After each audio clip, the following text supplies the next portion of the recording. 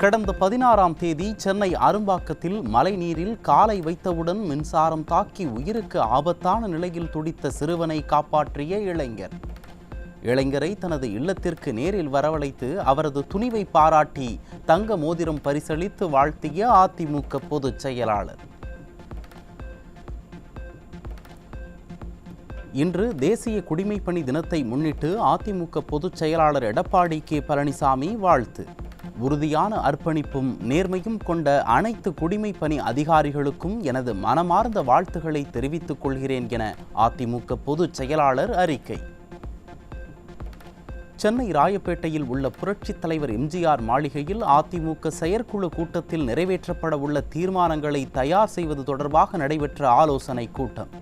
அதிமுக தலைமை நிலைய செயலாளர் SP வேலுமணி தலைமையில் நடைபெற்ற ஆலோசனைக் கூட்டத்தில் முன்னாள் அமைச்சர்கள் பலர் பங்கேற்பு. தமிழக சட்டப்பேரவையில் மக்கள் பிரச்சினை குறித்து எதிர்க்கட்சித் தலைவர் பேசிக் கொண்டிருக்கும் போது நேரலையை துண்டித்த விடியா திமுக அரசு. மக்களின் பிரச்சனைகள் குறித்து சட்டமன்றத்தில் கேள்வி எழுப்பினால் நேரலையை துண்டிப்பதுதான் ஸ்டாலின் மாடலா என மக்கள் கேள்வி.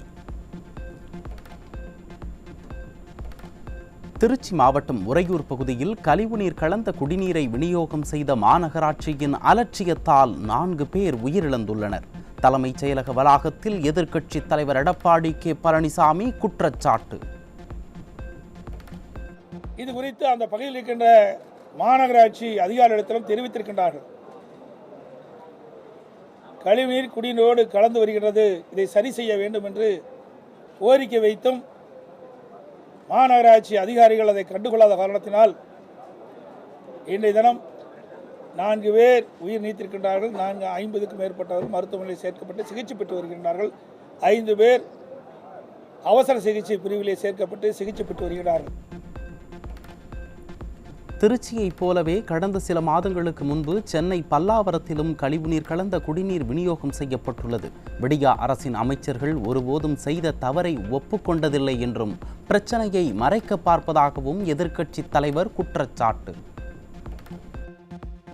இதேபோல 2024ஆம் ஆண்டு 4ஆம் தேதி சென்னை பல்லாவரம் அடுத்த மலைமேடு பகுதியில் குடிநீர் கழிவுநீர் வந்து கலந்து வந்தனால 30 பேர் வாந்தி திடீர் வயிற்றுப்போக்கு ஏற்பட்டு 3 பேர் இருந்தனர். அப்பொழுது அந்த பகுதியை சேர்ந்த அமைச்சரும் இதே கருத்தை தான் சொன்னார். வேண்டுமென்றே திட்டமிட்ட இந்த அரசாங்கம் அந்த அவருடைய ஆட்சியில் நடைபெற்ற சம்பவங்களை மறைப்பதே கொள்கையாக வைத்திருக்கின்றது. இது கண்டிக்கத்தக்கது. நீட் தேர்வை கொண்டு வந்தது மத்தியில் காங்கிரசும் மாநிலத்தில் இருந்த திமுகவும் தான். நீட் தேர்வை எதிர்த்து தடுத்து நிறுத்த முயற்சி செய்தது அதிமுக என எதிர்க்கட்சித் தலைவர் எடப்பாடி கே பழனிசாமி பேட்டி.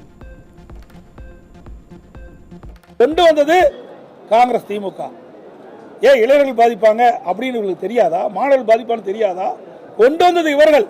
அதை தடுப்பதற்கு நாங்கள் கடுமையான முயற்சி எடுத்தோம். ஆனால் முடியவில்லை.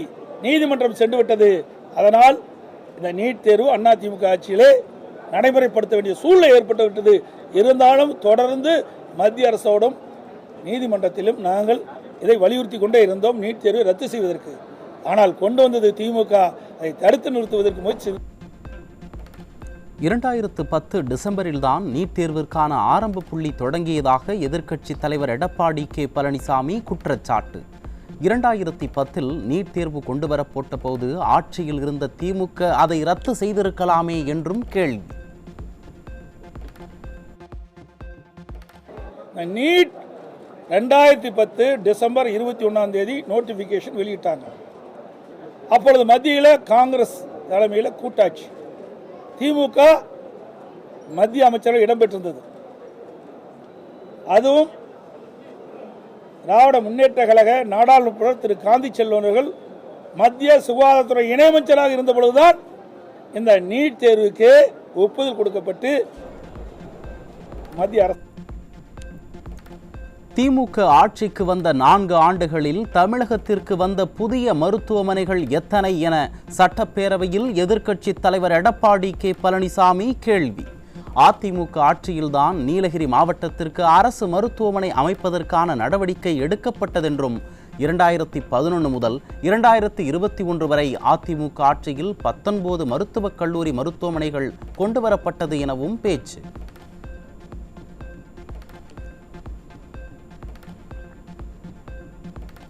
அதிமுக கூட்டணியை கண்டு முதலமைச்சர் ஸ்டாலினுக்கு பயம் வந்துவிட்டது. 2026 சட்டமன்ற தேர்தலில் அமோக வெற்றி பெற்று அதிமுக ஆட்சி அமைக்கும் என்றும் எதிர்க்கட்சித் தலைவர் எடப்பாடி கே பழனிசாமி உறுதி.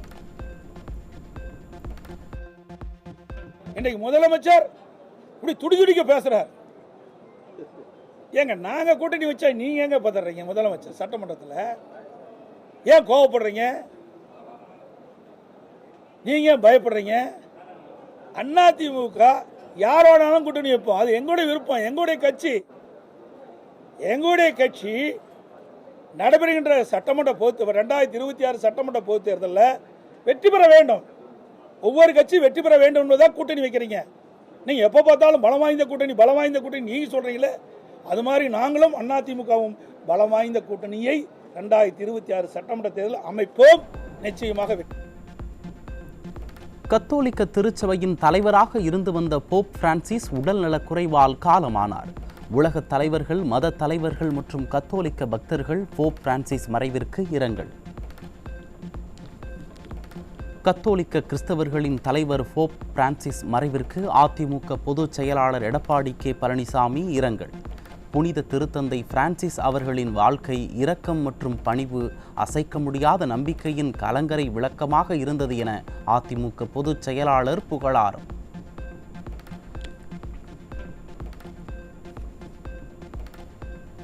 திமுக அரசு மக்களை பற்றி கவலைப்படாமல் ஆட்சி செய்து வருவதாகவும், கடந்த 4 ஆண்டுகளில் மின்கட்டண உயர்வால் விசைத்தறி தொழிலே நசிந்து போய்விட்டது.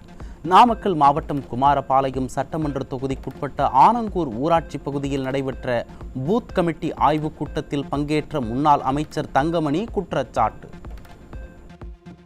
திமுகவை பொறுத்தவரை என்ன நினைத்துக் கொண்டிருக்கின்றார்கள்? பெண்களுக்கு 1000 ரூபாய் கொடுத்து விட்டோம், அதனால் பஸ் கொடுத்து விட்டோம், அதனால் மக்கள் அவங்க வாக்களித்து விடுவார்கள் என்று மக்களை பற்றி கவலைப்படாமல் ஆட்சி செய்து கொண்டிருக்கின்றார். உதாரணத்துக்கு சொல்ல வேண்டும் என்று சொன்னால், இப்பொழுது 1000 ரூபாய் கொடுத்து விட்டு விலைவாசி எந்த அளவுக்கு உயர்ந்து விட்டது, மின் கட்டணம் உயர்ந்து விட்டது. இந்த பகுதி விசைத்தறி நிறுத்த பகுதி, கிட்டத்தட்ட விசைத்தறி தொழிலே நசிந்து போகின்ற ஒரு நிலைமை இந்த நாட்டில். சைவம், வைணவம் மற்றும் பெண்கள் குறித்து அவதூறாக பேசிய ஆபாச பேச்சாளர் பொன்முடியை கண்டித்து மதுரையில் அதிமுகவினர் மாபெரும் கண்டன ஆர்ப்பாட்டம். முன்னாள் அமைச்சர்கள் ப. வளர்மதி, செல்லூர் ராஜு ஆகியோர் தலைமையில் நடைபெற்ற ஆர்ப்பாட்டத்தில் பொன்முடிக்கு எதிராக முழக்கமிட்ட அதிமுகவினர்.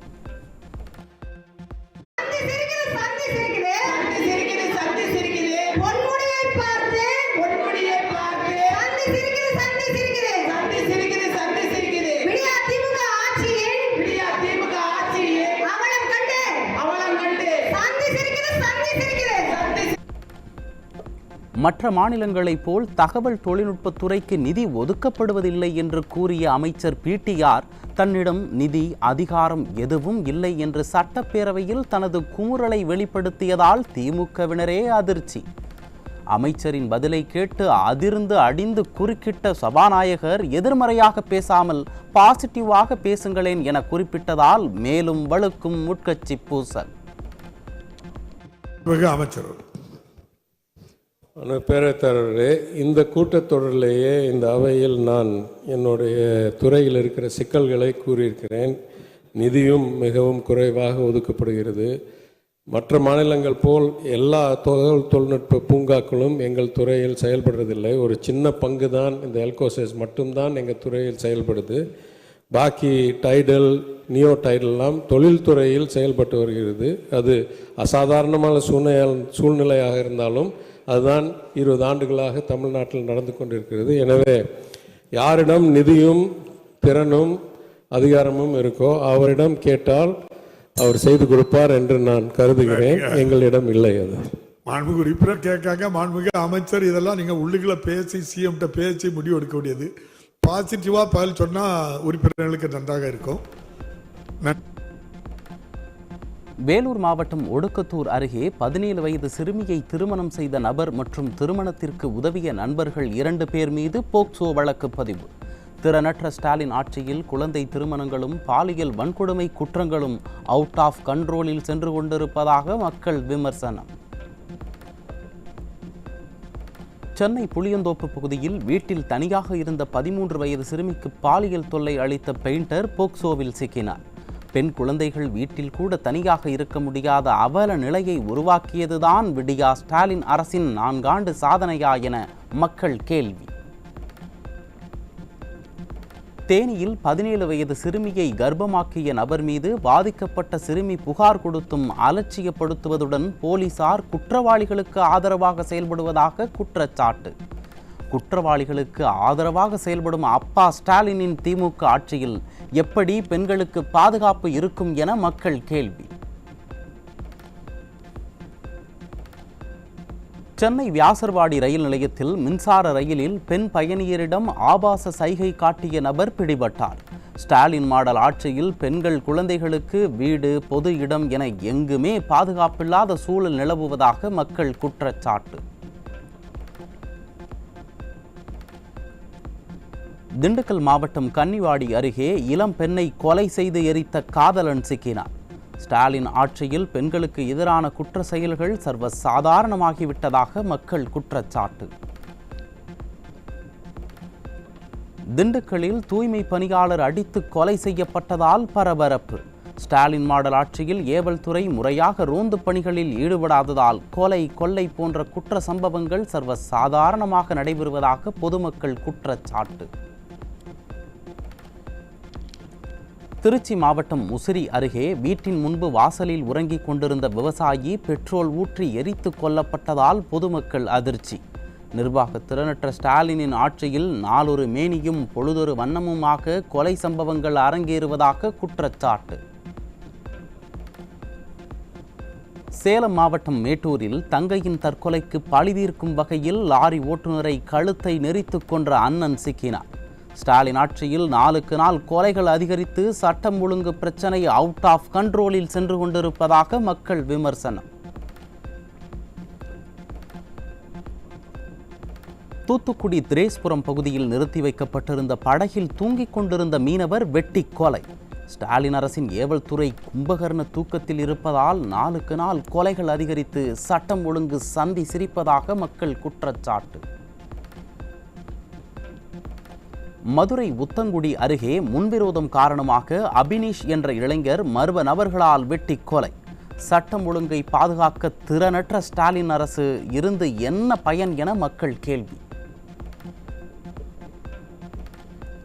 தேனி மாவட்டம் சின்னமனூர் அருகே மது அருந்தாமல் மனைவியுடன் வாழ அறிவுரை கூறிய பெண் கொலை.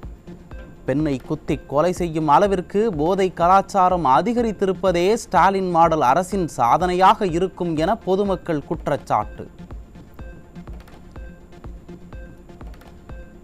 மதுரையில் இளைஞர் மர்ம நபர்களால் வெட்டி கொலை. திமுக ஆட்சியில் காவல்துறை மீது சிறிதும் பயமில்லாததால் கொலைகள் நடைபெறாத நாளே இல்லை என்ற அளவில் குற்ற சம்பவங்கள் அதிகரித்து வருவதாக குற்றச்சாட்டு.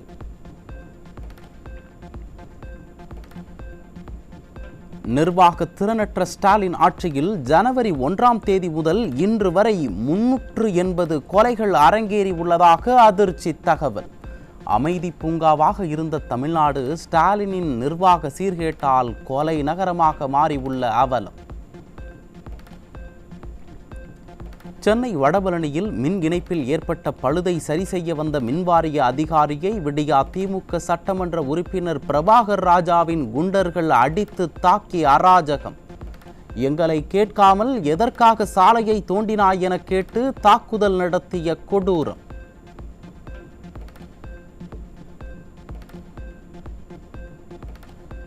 கடந்த சில தினங்களுக்கு முன்பு சென்னையில் உணவக உரிமையாளர் ஒருவரை மிரட்டி கடையை காலி செய்ய கூறி அராஜகத்தில் ஈடுபட்ட திமுக எம்எல்ஏ பிரபாகர் ராஜாவின் அடியாட்கள்.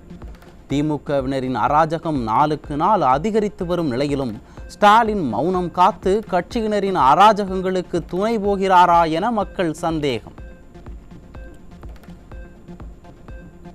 10ஆம் வகுப்பு சமூக அறிவியல் பாடத்தில் ஒரு மதிப்பெண் வினாவில் வாக்கியங்கள் முரணாக இருந்ததால் கருணை மதிப்பெண். மாணவர்களுக்கு வழங்க வேண்டிய கேள்வித்தாளை கூட திறமையாக தயார் செய்ய முடியாதா என ஸ்டாலின் அரசிற்கு மக்கள் கேள்வி.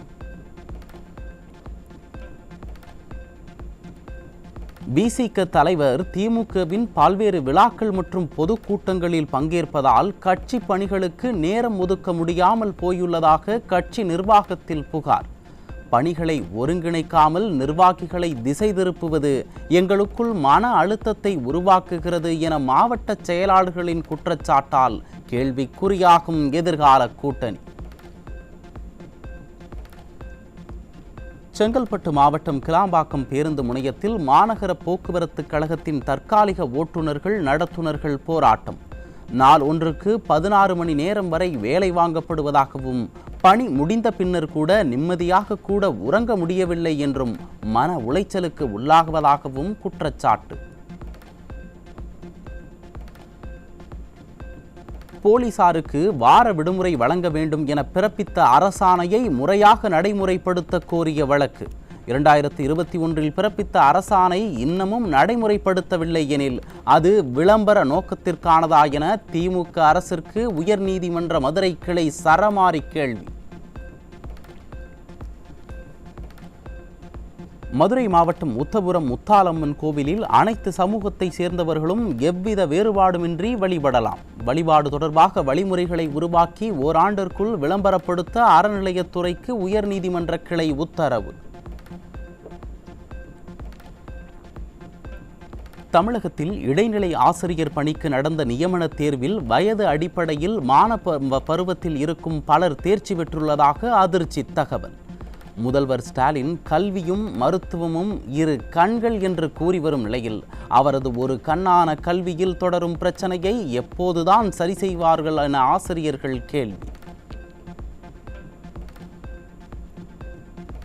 பரந்தூர் விமான நிலையத்திற்கு எதிரான போராட்டம் 1000வது நாளை எட்டியுள்ளது. தங்களது உயிரே போனாலும் விமான நிலையம் அமைய விடமாட்டோம் என மக்கள் சூளுரை.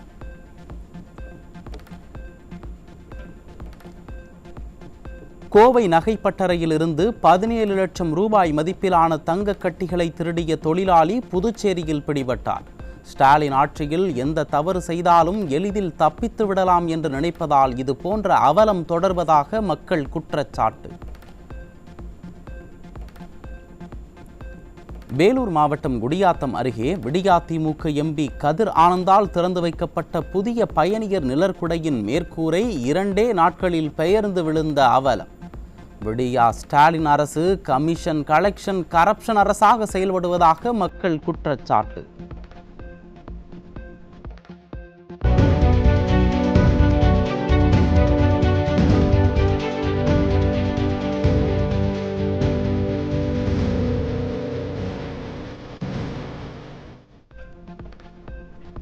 ஊழலை மறைக்க பெயர்ந்து விழுந்த பயணிகள் நிழற்கூரையை யாருக்கும் தெரியாமல் இரவோடு இரவாக சீரமைத்த ஒப்பந்ததாரர். கட்டிடத்தின் உறுதித்தன்மை குறித்து எந்த ஆய்வும் செய்யாமல் அனுமதி கொடுத்த அதிகாரிகள், மோசடியில் ஈடுபட்ட ஒப்பந்ததாரர் மற்றும் விளம்பரத்திற்காக எதையுமே ஆராயாமல் வந்து திறந்து வைத்த விடியா திமுக எம்பி மீது ஸ்டாலின் நடவடிக்கை எடுப்பாரா என மக்கள் கேள்வி. வேலூர் மாவட்டம் ஆம்பூர் அருகே 1 மாதமாக குடிநீர் வழங்காததை கண்டித்து காலி குடங்களுடன் பொதுமக்கள் சாலை மறியல். மக்களுக்கு குடிநீரை கூட முறையாக வழங்க முடியாத விடியா திமுக அரசு இருந்து என்ன பயன் என மக்கள் கேள்வி. தூத்துக்குடி NTPL அனல் மின் நிலைய தொழிலாளர்களின் வேலை நிறுத்த போராட்டத்திற்கான 3ஆம் கட்ட பேச்சுவார்த்தை தோல்வி. வேலை நிறுத்தம் தொடர்வதால் 1000 மெகாவாட் மின் உற்பத்தி பாதிக்கப்படும் அபாயம்.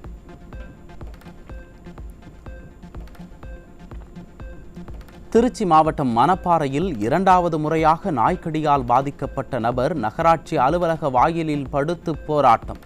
உள்ளாட்சியில் நல்லாட்சி என வாய்கிழிய பேசும் ஸ்டாலின் அரசின் நிர்வாக திறமையின்மைக்கு இந்த சம்பவமே சான்று என்று மக்கள் விமர்சனம். கடலூர் மாவட்டம் சேத்தியாத்தோப்பு அருகே லஞ்சம் வாங்கிய உதவி மின் பொறியாளர் சிக்கினார். ஸ்டாலினின் ஆட்சியில் அரசு அலுவலகங்களில் லஞ்சம் தலைவிரித்தாடுவது இதன் மூலம் அம்பலம். திருச்சி உறையூர் பகுதியில் கழிவுநீர் கலந்த குடிநீரால் 4 பேர் உயிரிழந்த நிலையில் திமுக மேயரை முற்றுகையிட்டு பொதுமக்கள் வாக்குவாதம். 15 நாட்களுக்கு மேலாக கலங்கலான குடிநீர் வழங்கியதே உயிரிழப்பிற்கு காரணம் என கூறி வாக்குவாதம். உக்ரைன் ரஷ்யா போர் தாக்கத்தின் எதிரொலியால் துனா மீன் ஏற்றுமதி கடுமையாக சரிவு. சில மாதங்களுக்கு முன்பு வரை 115 ரூபாய்க்கு விற்பனையான மீன்கள் தற்போது 70 ரூபாயாக குறைந்துள்ளதால் தமிழக மீனவர்கள் மற்றும் ஏற்றுமதியாளர்கள் கடும் பாதிப்பு. சீனாவின் பெய்பாங் நகரில் மிக பிரம்மாண்டமாக நடைபெற்ற 42வது சர்வதேச காற்றாடி விழா. தமிழ்நாட்டின் ஜல்லிக்கட்டு காளை மற்றும் தமிழ் கல்வெட்டு வடிவ காற்றாடிகள் உலக பார்வையை ஈர்த்தன.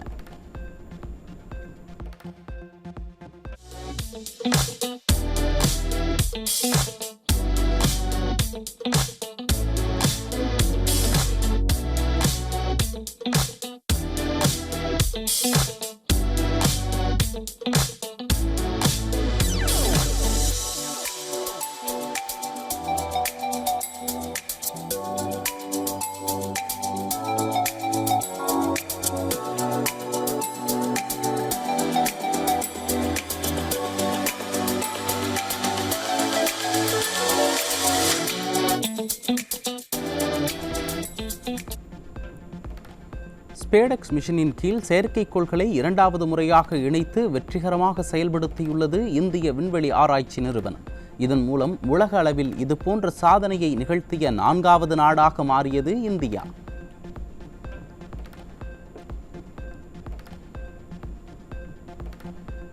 பத்தாம் எண் பொறிக்கப்பட்ட ஜெர்சியில் நடிகர் மோகன்லாலின் புனைப்பெயரான லாலேட்டன் என எழுதி பரிசாக அனுப்பிய கால்பந்து வீரர் மெஸ்ஸி தனது வாழ்க்கையில் கிடைத்த மிகப்பெரிய பரிசாக இதை கருதுவதாக மோகன்லால் நெகிழ்ச்சி. தொடர் தோல்வியை அடுத்து புள்ளிப்பட்டியலில் கடைசி இடத்தில் உள்ளதால் சென்னை சூப்பர் கிங்ஸ் அணி ரசிகர்கள் அதிருப்தி. சென்னை சூப்பர் கிங்ஸ் மற்றும் சன்ரைசர்ஸ் ஹைதராபாத் அணி போட்டிக்கான டிக்கெட்டுகளை 2 மணி நேரமாகியும் யாரும் வாங்காதது சமூக ஊடகங்களில் வைரல்.